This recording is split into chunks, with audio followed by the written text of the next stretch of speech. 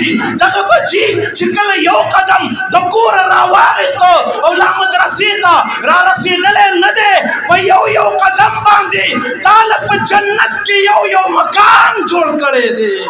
دغه ماشوم بچی راغی چېرې مدرسه کې پروګرام دی قاري صاحب وایي چې 100 روپۍ راوړه 100 روپۍ راوړه 1500 روپۍ راوړه بیا زما جیب خالي وي بیا ما سره د روپۍ درک نه لګېږي ولې څه چل دی ځکه چې دا خو په زول سبق پسې روان دی دا که مدرسې ته روان دی ما له به څه وکړي دنه به څه جوړ شي دا خو په زول روان دی هلته که روان دی څه به ترېنه جوړ شي مدرسه کې د دنه څه جوړېږي صرف فرق دا دی زه به درته ویم چې هلته ترېنه څه جوړېږي دلته ترېنه څه جوړېږي هلته چې لاړ شي بیا راشي تا ته ډنډه نیسي هلته چې لاړ شي پلار ترېنه جوړ شي دلته چې راشي بچی ترېنه جوړېږي یو بچی مې په سعودي کې دی هغه چې را روان دی استقبال ته ولاړي هغه نظر او قربان شه خو چې کوم بچی مدرسې ته روان دی د ما له څه وکړل دی به زما څه په کار راشي نن دغه بچي چې تا له کومه ګټه کړې ده کوم چې مدرسې ته را روان دی دا هغه ګټه ده چې هغه به هر وطن کې مسافري کوي تا له روپۍ رالیږي تا ته یې زیلون کوي ته پې باندې خوشحاله زما بچی زما خیال ساتي مګر هغه بچی به ستا څومره خیال وساتي دومره خیال به وساتي دلته به درله بنګله جوړه کړي دلته به درله بلډینګ جوړ کړي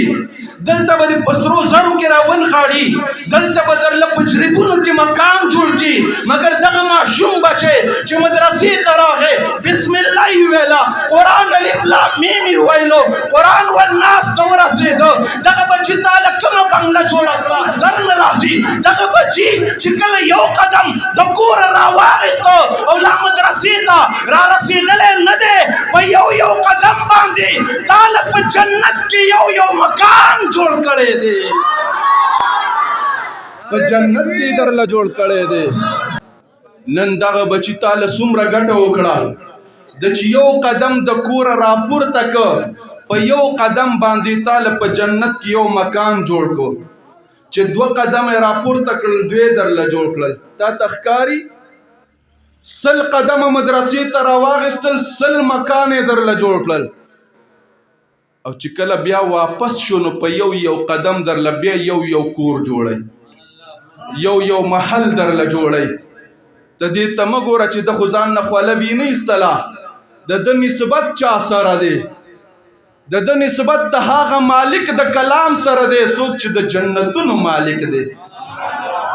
د ده تعلق د هغه هستۍ سره دی